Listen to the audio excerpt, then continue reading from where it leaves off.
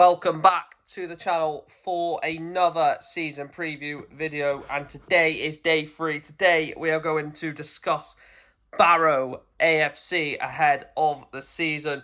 Again, just like the previous two videos, we're going to go through last season, ins, outs, released or out of contract players, and obviously key players as well, of who I think are key players going to be for that team going forward. Again, it's all opinion in terms of key players and my rough prediction, and obviously the rest is literally factual evidence about where they finished and ins and out and what have you.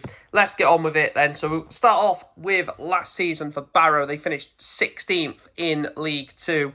A lot of people probably put them around about this place in the table, 16th. In terms of the FA Cup, lost first round to Doncaster. Third round, got all the way to the third round of the Carabao Cup, losing 5-0 at Stamford Bridge to Chelsea. And in the EFL Trophy, they got grouped with a group containing Bolton, Fleetwood and Aston Villa under-21s. So last season, again, a good little EFL Cup run, obviously losing 5-0 to Chelsea probably wasn't the nicest thing in the world. And then the league, mid-table, again, FA Cup, just nothing really to write home about from Barrow last season. Let's have a look at the ins and outs ahead of season 25-26. So ins then.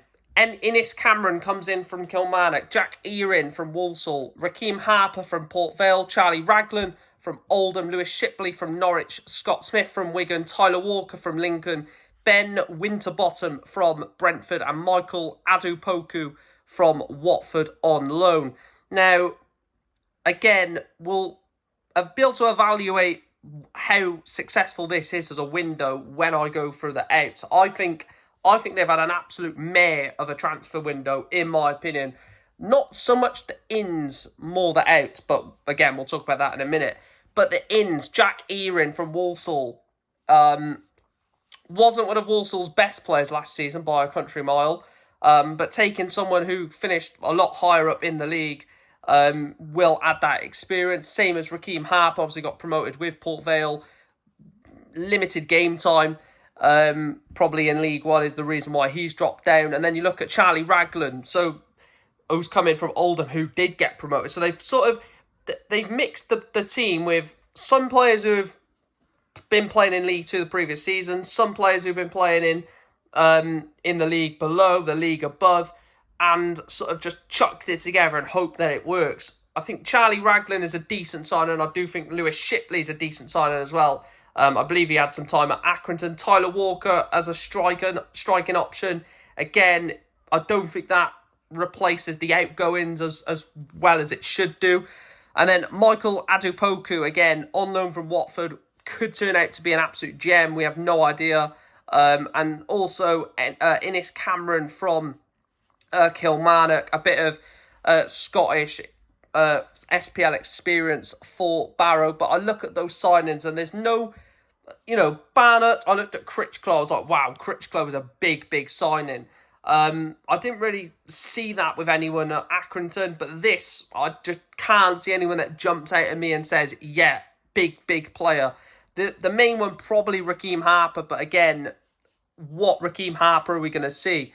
In terms of the outs, the main one is Emil Aqua, £33,000. Emil Aqua sold to Dundee in the Scottish Premiership. Big loss this. Emil Aqua, someone who a lot of people rate, some people don't, but he can score goals, can't he? And I think that's the main issue of Barrow. They're losing a lot of goals, as we'll continue to see.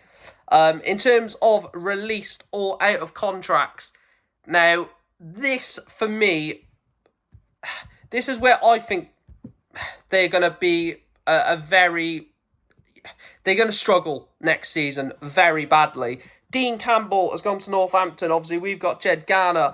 Robbie Gotts has gone to Doncaster. Cian Spence has gone to Rotherham. Sam Barnes, Paul Farman, Charlie Kirk, Mazid Ogumbu, Dom Telford, Junior Tiencia and Theo Vassell have all left the club on a free. Look at the quality that have left the club. Theo Vassell, I think he's a good player. And then you look Charlie Kirk, Dean Campbell, Robbie Gott, Kian Spence. They've lost a lot of talent. They've lost a lot of talent. They've just walked out the door. And I think the players they've brought in compared to the players that they've lost, I can't look at any of those incomings and think, oh, bang, there's the replacement. You look at the striking options that they've brought in the window. Tyler Walker. Is Tyler Walker as effective as Emil Aqua? I don't think so. Is Raheem Harper as effective as Kian Spence, Robbie Gotts? No. So the players that they've brought in, standalone, with keeping some of the players already at the squad, or already at the club, in the squad, maybe those incomings look a bit better. But because the incomings are reflective of the players they've lost, that's what makes the incomings look worse, because they've lost quality and they've not brought the quality into match. In terms of the three key players then, I think, again, I think they're going to struggle big time, Barrow. So the three players that I've picked out is, first of all, Will Stanway in goals, 24-year-old keeper, has got to be on his top form for Barrow this season, has got to be on top form to try and keep them in the league, basically. I think that he's still young, he's still got bags of potential, in my opinion, and I think they could go on to be a good goalkeeper. Do Barrow get to see the full potential of it? Probably not, because if his full potential gets reached to what a lot of people believe, then he will be out of the door very soon.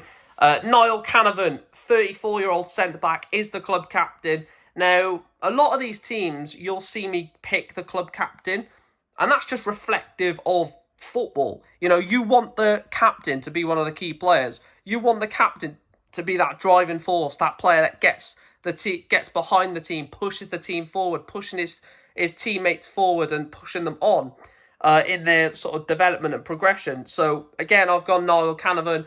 And then I've gone Tyler Walker. Now, I did slate Tyler Walker a little bit. I just don't think he's the replacement for Aqua, is my opinion on it. I don't think he's a rubbish footballer, but I just think, based off the replacement for Emil Aqua, I don't think that matches up with what they need. And then the rough prediction, I've got relegation zone. I think they could go down. I look at, they've lost the manager over the last few years. They've lost some really good big hitters in their squad. And I think Barrow generally are in worry of getting relegated. I think there's a massive chance they could go down, just looking at the quality that's left the club and the lack of quality that's been replaced in the squad. Let me know your thoughts down below. If there are any Barrow fans watching, please feel free to let me know your thoughts if you think you will stay up. But I think this may be the end of Barrow's Football League adventure, in my opinion. I think they could go down. I think they're one of the favourites too, I imagine. But yeah, I've gone Barrow for day 3. And yeah, so far I've gone Accrington Stanley, Barrow. I believe tomorrow's video is Bristol Rovers. So with the first look at the gas ahead of the 25-26 season. Let me know your thoughts down below. Smash a like on the video, subscribe, hit the notification bell. You know what time it is. And I'll see you in the next video. Thanks for watching.